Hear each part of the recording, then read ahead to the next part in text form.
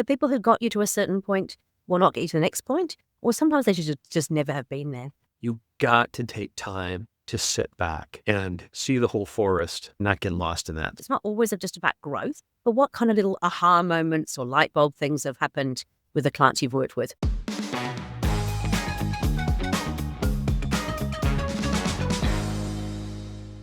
Welcome to another episode of Better Business, Better Life. I am Debra Chantry-Taylor, and I'm your host for this podcast.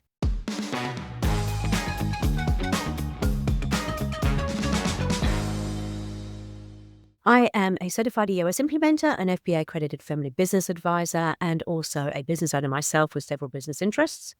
I started this show to share my passion for creating a better life by creating a better business. And I bring guests onto the show who are prepared to share their highs and lows, but also talk about the things that have helped them to create that better life. Today's guest is really interesting. He is a type 2 fun addict. And if you don't know what that means, that is doing the stuff that's hard. So it's not the type 1 fun where you just go out and enjoy yourself. Type 2 fun is where it's really, really hard. And at the time you wonder why you're doing it. But at the end of it, you go, wow, that was amazing. He started his career in engineering, manufacturing, and aerospace, and then actually left that to go and grow a business from nothing to $10 million in 3 years. He is based in the US, but he has been to 6 continents around the world. And Matt is going to share with you today some of the reasons why he became an EOS implementer, the tools that he finds really invaluable, and the sort of success that he has achieved by working with companies with EOS. So I'd like to introduce you to Matt Hansen, who's a professional EOS implementer. So welcome to the show, Matt. It's always great to get fellow EOS implementers on the show because we're all very passionate about this whole better business, better life concept. Great to have you here. Yes. Thank you very much for inviting me. Appreciate it. Yeah, so I'd love the listeners to hear your story because it's always fascinating to me. The EOS implementers come from a wide range of backgrounds. And we were just chatting before we came on the show. And you've got a background in engineering and manufacturing and aerospace, which is not what I would typically associate, with EOS. So tell me a bit about your journey to where you got to now. Yeah. As a kid, I grew up in the country. My first job was I was in 3rd grade. I wasn't paid, but I was standing on the back of a hay wagon, helping my dad bale hay because I grew up in the country. And so that was my first job, but went on from there. But I was always a kid where I loved just like classical engineer, looking at widgets and dreaming up ideas and all those sorts of things. And that's what I love to do. And so when I went into college, I didn't start engineering. I sort of tripped into it. But when I got in there, my grades were much better because I loved it, right? It just fit me. And so, however, when I was a young engineer, I had a number of patents. And one place I was working, it had an opportunity to turn that into a business. And so myself and a couple other guys were the core start of that. And we built that up and it turned it into, I think we brought $10 million a year in sales. Took us 3 or 4 years to get there, something like that, I think. I've got to ask, what was the product? So it was advanced manufacturing. It was a way to join metals without normal welding, something called friction stir welding, which isn't so important to know what it is. But it was just kind of a new thing. It had been invented by the Welding Institute in the UK a few years earlier. And so we licensed that and started developing and building things and made machines that did it and sold it to manufacturers. So that's what I did. Cool. So you built up a business that had 10 million turnover. That's pretty impressive. It was great. It had big projects, right? Everything, $1 million projects. Didn't take a lot of those to do a lot of custom things. But it kind of was a niche, right? It was a newer technology at the time, less than 10 years old, probably 10, 15 years old. And it flat-lagged, right? Within that time frame. And so I decided I wanted to see what I could do in the corporate world. So I left and I went and just climbed the corporate ladder for a while. That's how I got into aerospace. And at one point, I was responsible for a couple $100 million a year in sales and got exposed to a lot of different technologies, a lot of different roles, went from engineering to lots of different things, a generalist in the business sense. I was as part of aerospace, right? Lots of big companies get gobbled up by other big companies. And at a certain point, I was like, I'm kind of tired of that. Wanted to see what was it like in little businesses again. I kind of missed that, right? That freewheeling, moving fast, all that kind of thing. And so I went and I left and I ran a small business. It was about 50, 60 people for an owner. And we did something very different. So if you've ever seen videos of cars getting slammed into walls, like that crash testing, that's what we made. So very unique niche business. but super fun. It scratched all those engineering itches that I still have, even though I haven't been an engineer for a long time. But I did that. But it was a challenge, right? It's a challenge because I'd learned how to be a good leader, a good manager in big multi-billion-dollar companies. And I knew what I wanted to do, and I worked hard with the leader, the owner, to understand his vision. But it was a challenge because all those things didn't port very well, right? So it was a challenge. It was a struggle to work through those things. But through that, ultimately, I'd always wanted to own my own business. I hadn't been an owner of that little business a long time ago. I was part of a founder, but I always wanted to own my own business. And so I started to explore maybe buying a business or explore, other sorts of maybe being a fractional executive, all sorts of different things. Because at that time I was probably 52 and I was trying to understand, what do I want to do for the rest of my career? And ultimately I realized I wanted to go help people. That's what I really wanted to do. That's what I always did when I was volunteering or something else. I was always trying to teach and coach and things like that. And as I sort of explored things, I learned more and more about EOS, and just each door kept opening, and it made sense for me. While I don't have an experience of working in an EOS company before I started doing this, 20 years ago, I was trained as a lean practitioner. And so I've been leading Kaizen events and strategy events and leading sessions. And the company I worked for had an operating system that they had developed. And it was similar to EOS, but different. And so it all made sense to me. Like it all clicked, and I could see how the big company and the little company and my experience of leading sessions, and it all just came together. And that's how I ended up what I'm doing today. Awesome. I have a similar story. I also hadn't worked in a company running on EOS, but I'd run big businesses. Just to be really clear, big business in New Zealand is probably a small business in the US, but nevertheless, a couple of hundred staff. And what I've loved about EOS was all the things I had been doing or trying to do came together in a framework in EOS. And so it was, for me, it was like a light bulb moment of, okay, this is actually what I've been doing kind of naturally, but here's a framework to actually bring it to life. So I love that about it. Yeah. Yeah. It just makes sense, right? I mean, we always say it's simple. It's not necessarily easy, but it's definitely simple. Yeah. Cool. So that was back in February 2024, right? That you became an EOS implementer? Yeah. I went through boot camp, and it was great. And I'd heard a lot about the community, and it was almost overwhelming because when I went through boot camp, it was at the annual, right? There's 800 people or 800 implementers are all there. And we're our little team of, I think, what was 18, 16 of us, maybe, I think, that went through boot camp together. A little bitty group in our little room for 2 or 3 days ahead and I remember we walked out of the room, and there's like all of these people. It was almost overwhelming, but it was great. It's such a welcoming community. It was a wonderful experience. Yeah, it's sometimes described as a cult, and I think that's a little bit cruel, but it is definitely, it's a shared passion, right? I know that every one of that's 846 of us now. And, when you get into the room with that many EOS implementers who are all driven by the passion to help people, it's phenomenal. I mean, it blew my mind when I came to Dallas and spent time over there in the Dallas one. In APAC, we're a little bit smaller. We've only got 46 implementers in the APAC region. And in my boot camp, there was 3 of us. So a much smaller kind of scale, but still, I knew I'd found my tribe. So tell me about what it is about EOS that you love. What are the things that really attracted you to it? Yeah, I think there's a few different things. One, on the first, is its simplicity. It just fits. It clicks. Like you mentioned earlier, it's a simple thing. Doesn't mean it's easy, but it's simple. And there's a tool for pretty much everything, right? Not 100% of everything, but you don't need 100% of everything. And so the simplicity is one of the things that I really love. The other thing that I like is the tools are great and super helpful, but the other thing that I find just really transformative, the real power of EOS, comes from, right? We talk about vision, traction, and healthy. I think the most transformative part is the healthy part of actually getting people to really talk, work through hard issues, be on the same page, really be a healthy team. And I'm sure your experience is probably similar to mine. Everybody in the beginning says, yeah, we're a healthy team. And then they get into it and they realize, well, maybe not as much as we thought. And I think that's the real beauty of EOS, I think. It is interesting, isn't it? Because when you start working with a client, you're right. They all say, yes, we're very healthy. We have all the difficult conversations. And in the first couple of sessions, you can see that they're all happy and all agreeing with each other. You kind of think there must be a little bit more underneath this. And by the time you get to the third or fourth session, they start to realize that actually this is a great, safe environment to have these conversations and to really start challenging some other things that are going on. And I love it. It's like a light bulb moment when you finally get that first little bit of conflict in a good way, so it's positive for the environment.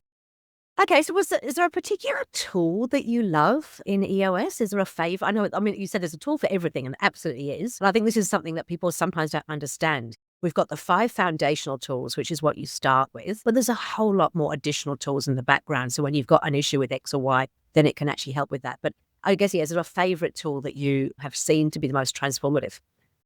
The one that I think is very transformative and I like is the quarterly conversations because everybody thinks, right? We all have, when we're a supervisor or manager, conversations with employees, right? Maybe not as much, but we have the idea. But what's so great about the quarterly conversations is it's focus. It's not a performance review, right? It's that really building the relationship and on a one-on-one level, being really, really clear with each other about what's working, what's not working, and ultimately trying, how do we go forward from there? I think that is a really powerful tool. Unfortunately, I think it's one that sometimes it takes a while for people to really understand, right? When we talk about you got to hear things 7 times, in my experience, my clients kind of have to hear it over and over again to be like, oh, I get it now. It makes sense. Oh yeah, I'm using it. Takes a little bit of time, but it's an amazing tool. Yeah, it's interesting. We did a deep dive into it in our T group just last week, and it's a tool that I have used in my own businesses now, but also been teaching for a while. And what we kind of realized in discussing it, it's actually the linchpin for all of the EOS tools because it brings in the accountability chart, the structure, the roles, the functions. It brings in the rocks that they're kind of focusing on. It brings in their core values fit and the people analyzer, the GWC. And really, it brings all of that stuff together in an environment that encourages you to, as you said, to get to know the person that is sitting in front of you and to make sure that, and delegate and elevate as well. The delegate and elevate tool becomes part of that as well, as that, and making sure they're working in that zone of genius, their unique ability, the things that they can really help with. And I think it is underestimated. It is such a powerful tool. Yeah, I agree completely. So you've been working with a number of businesses now. What do you see as the main benefits of a business taking on board EOS into their business? Yeah, it's really the clarity, the focus. Everybody loves to do lots of things. And when it really starts to click with people and they start to focus on the important, on the strategic, what's really important, and the other stuff, they start to not ignore, but let go in where it's right, the right time. I think that's the thing because there's so often when I'm talking to people when, I've had a client that used the term like we're drowning. That's the nice thing when and so it takes a while, right? It's not natural for you to the first session. People are like, oh, okay, I'll just, no, it's a journey. But I think that's the thing because that's also for me the most gratifying. It's great to have a client that maybe is growing really fast, whatever else. But what's really gratifying is when somebody feels like they can breathe, that they're in control again, that the human is really benefiting, not just the business. It's true. We say less is more, less but obsess is my sort of go-to line because it happens a lot. And I'm not an entrepreneur myself. I have run multiple businesses and I do tend to get a little bit distracted by bright, shiny objects and I have 43 ideas before breakfast. And it's as a tool for me in my own business, it's actually helped me as the visionary to become much, much more laser sharp focused and to use the tools to recognize when I'm getting distracted by other things and go, is this actually leading me towards my 10-year target, my 3-year picture, my 1-year plan? If not, probably shouldn't be focusing on it. So it's great, what do you call it, a focus tool to bring you in to get real clear on what is important. It takes the discipline though, for sure. Yeah. Yeah. I had the same thing for my own VTO for my annual plan and a quarterly rock. I had some stuff on there just in my EOS practice. And then I got into the quarter a month or two and I'm like, wait, we're all right. I'm doing that. It's a distraction. Get it out of there. It's not going to help me. Yeah, well, it's like you have to build the muscle, don't you? You have to keep working on it all the time. And I have to say, I share this sort of quite openly, quite vulnerably, but I think we also try and do too much. And entrepreneurs are classic for this, right? So for the first 2 years of my EOS business action practice, I basically had 7 or 8 rocks for myself every single quarter. And every single quarter, I'd get 2 or 3 done. But I'd always justify it with, oh, yeah, but that was because it's like, actually, no, it forced me eventually, it took a while, slow learner.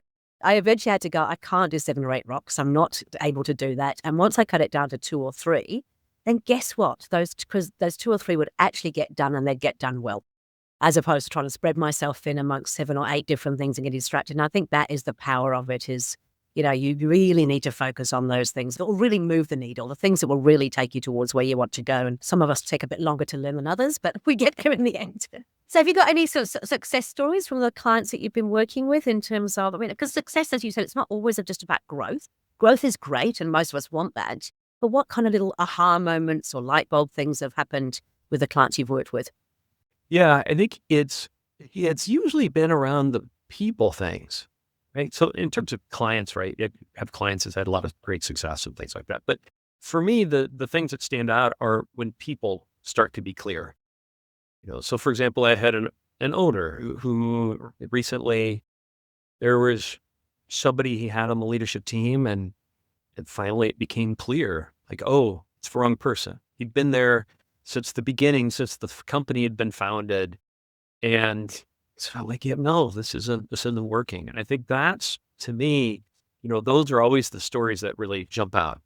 It's the person that ended up firing the family member, those kinds, right? And that's always like, everybody's like, "What?" But I'm sure you've seen it a million times too. Yeah. It just transforms. And it's always, I do a lot of family business work, and this is why I love EOS, because I think the EOS tools take all the emotion out of it, and they start to bring you back to what's really important. And it takes away the relationships, the family stuff, and just kind of go, actually, do we have the right structure to execute on our plan? And then do we have the right people in the right seats? And sometimes the people who got you to a certain point will not get you to the next point, or sometimes they should just never have been there. And that's the reality. And it's hard, you've seen it with your clients. It's hard for them to let that person go, especially if they've been around for a long time or they're part of the family. But when they do it, that sense of relief, and the change is sometimes immediate, like the relief from the entire team, and what happens when you put the right person in that seat can be pretty quick to happen. I think also it's sometimes the individual being clear on if they're the right person, the right seat. I've got a client, one of the owners, co-owners, and he was in the integrator seat. And the reason he was the integrator, the CEO, right before he knew about EOS, was because like there was nobody else. So he did it. And then, but he was miserable. And we're about a year into the process now. And through that, he's slowly, right, he had a rock to figure out how to get rid of the seed and so it's been a process. But for him, I think when I talk to him, he feels in a different place, because he's now clear, like, I don't have to do this. I can get it off. We just got to plan it. I think that's also really a powerful thing to do. Yeah, you're right. It's what the show's all about. It's like you can create the business with the right people in there. It does free you up to do the other things that make your heart sing, which is what we all want. We want for everybody in our team. We want everybody to actually want to come into work every day, love what they're doing, add the most value to the business, and not be overwhelmed, stressed, working ridiculous hours. Right. Yeah, for sure. So there's lots of people tools in the EOS framework as well. Again, is there a tool in there that stands out for you in terms of its game changer? Yeah, this is not a people tool. Well, I guess they're all people tools to some extent. But another one, and this is one that I wish I'd known about earlier, is the level 10 meeting agenda. It's so simple. And it's like I remember running programs and businesses and things in departments, and they were awful meetings, right?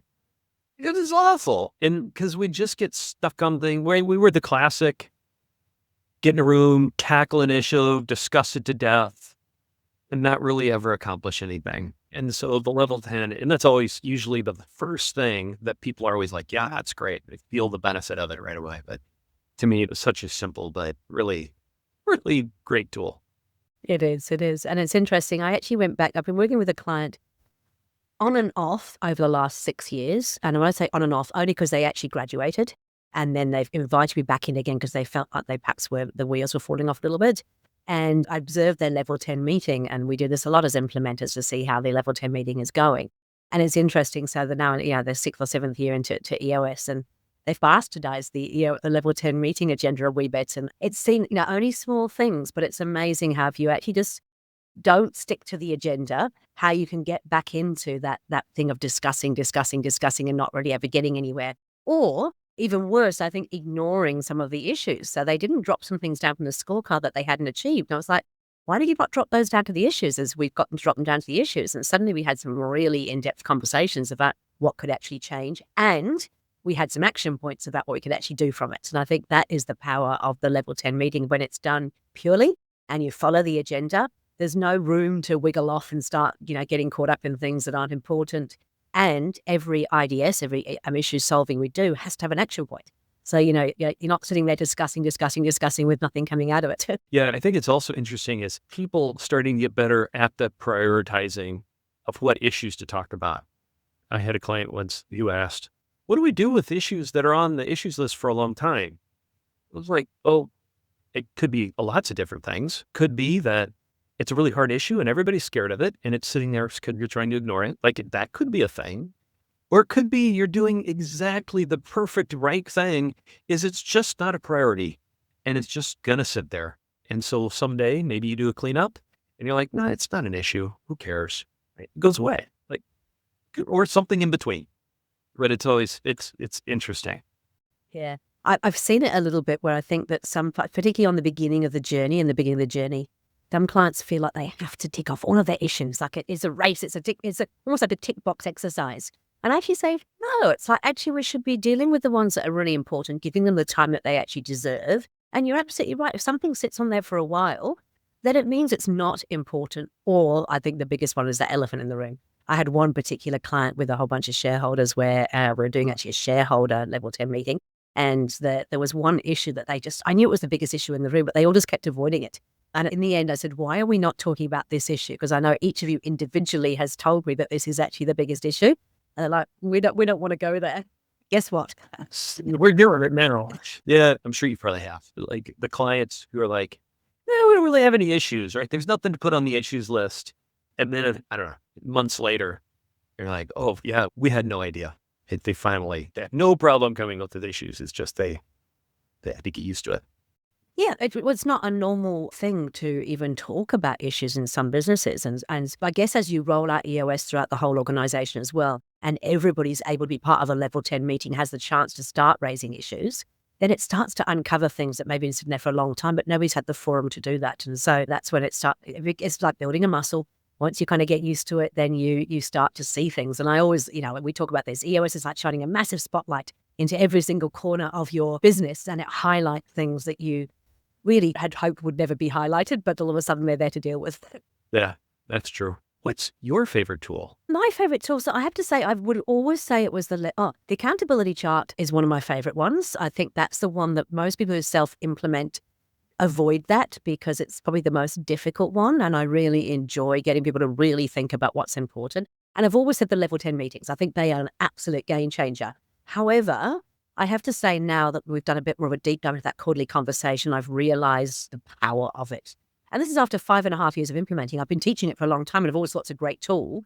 But now that it's almost like there's been a bit of an aha moment for me in terms of it is that linchpin that brings all the EOS tools together and enables you to work with your people to really bring the most out of them. So I'm kind of leaning towards that quarterly conversation. I'm just in the process of developing a little bit of a pack to help people make it easier to have those quarterly conversations. So I know we've got the books like How to Be a Great Boss and we've got the tools, but just putting together things like emails that they can actually send out to their direct reports to get them, just to make it easy. I find often with, especially some of the smaller businesses, they're just too overwhelmed with everything. So the more you can make it easy for them, the better. Oh, that's a great idea. I have to think about that. I'm not trying to reinvent the wheel. Don't get me wrong. EOS has got all the tools there, but it's just sometimes I know that, if we can make it just a little bit easier for them, I just know that when they do it, they're going to love it. And I had this similar thing with the clarity break. So the clarity break is also one of my favorite tools.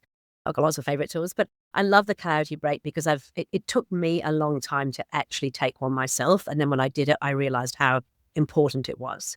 And so I had a client that fought me for a couple of years, would just not do the clarity break. They said, no, I don't need to. I think when I'm in the car or I think when I'm doing this, it's like, yeah, that's not the same. You need to actually have complete stillness, complete silence.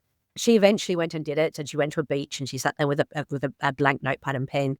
And she came back and she said, oh my goodness, Debra, that was the best thing I've ever done. I can't believe I fought you for such a long time. And now she's my biggest proponent of the clarity break. And she goes out and tells everybody how amazingly wonderful it is. So I think the quarterly conversations are like that too. I think if you can just do them, you'll start to see the power in them.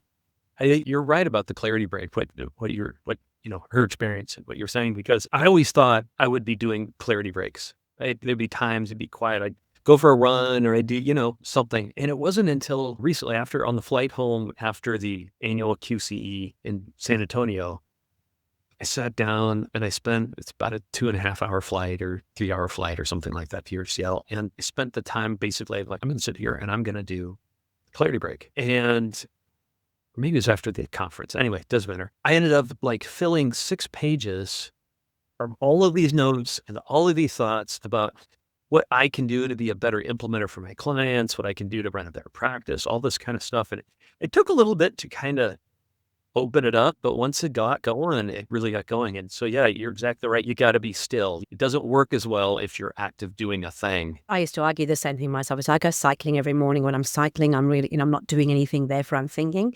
But you are still doing something, whether you like it or not. You're still subconsciously, hopefully not avoiding hitting people. You're thinking about changing gears. You're doing all this stuff, whether you think about it or not. So the first time I did a real true clarity break, and I'm terrible. I'm distracted by things left, right, and center. So technology is the worst for me because a little thing pops up on my screen. I'm immediately wanting to jump in and do something with it. So the first one I did a real clarity break. We went away to a little place down by the lake where there was no Wi-Fi.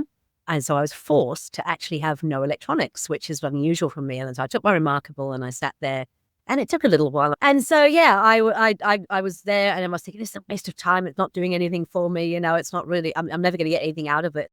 And it was only after I'd sat there for a little while and really absolutely stopped, where I talk about Gino talked about this in his EOS Life book, the glass of water that's got some sand in it. If it's always on the move, the water is always cloudy. It's only when you put it down, and it takes a while for that sand to really settle to the bottom, then you start to get the clarity. And so after, I think it's about 20 or 30 minutes in a flight doing nothing and getting frustrated with myself, all of a sudden the neurons in my brain just started firing. It's like, oh my gosh, I've got this idea. Let's just blah, blah, blah. And then before I knew it, I'd actually developed a whole new thing that I wanted to sort of start doing, which was fantastic. So yeah.